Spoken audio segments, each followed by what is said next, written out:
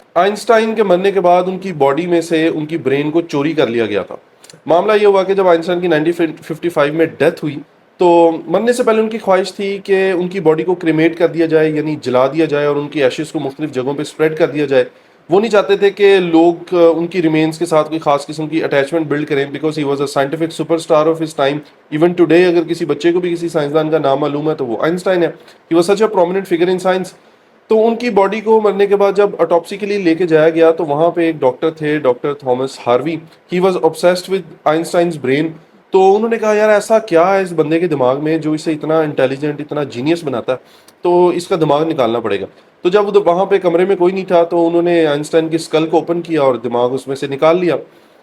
दिमाग निकालने के बाद वो उसे अपने साथ ले गए और किसी को पता नहीं चला। और थोड़े अरसे बाद उन्होंने उस पर रिसर्च शुरू कर दी।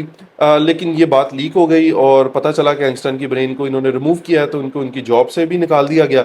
लेकिन इन्होंने इस ब्रेन को अपने पास रखा और फिर अपनी घर की बेसमेंट में इसको स्टडी करना शुरू किया।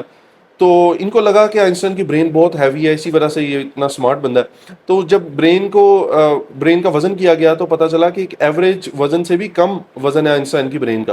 तो ये उसके लिए बड़ा शॉकिंग था। फिर उसके बाद उसने उस पर मजीद तहकीक शुरू कर दी। फिर उसने उस ब्रेन को 240 छोटे छोटे पीसीज में तकसीम कर दिया और उन पीसीज को अलग अलग जगह उसने स्टोर किया। और फिर पूरी दुनिया में उसने साइंटिस्ट को, रिसर्चर्स को वो ब्रेन के हिस्से भेजने शुरू कर दिए कि भाई इस पर रिसर्च करो।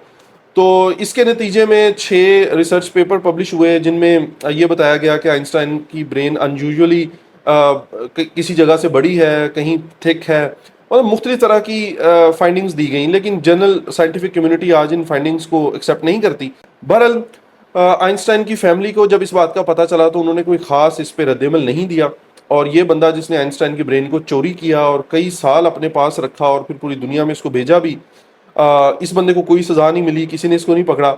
और अभी भी इस टाइम आइंस्टाइन की जो ब्रेन के पार्ट्स हैं वो मुख्तलिफ दुनिया में रिसर्चर्स और यूनिवर्सिटीज़ के पास हैं। ज़्यादा पार्ट्स जो है वो अमेरिका में ही यूनिवर्सिटीज़ में हैं, म्यूजियम्स में हैं। तो कुछ ये मामला हुआ था आइंस्टाइन की ब्रेन के साथ। तो इससे ये पता चलता है कि अगर आप किसी जीनियस बंदे की ब्रेन को चोरी भी कर लें, तो शायद आपको कोई ना पकड़े।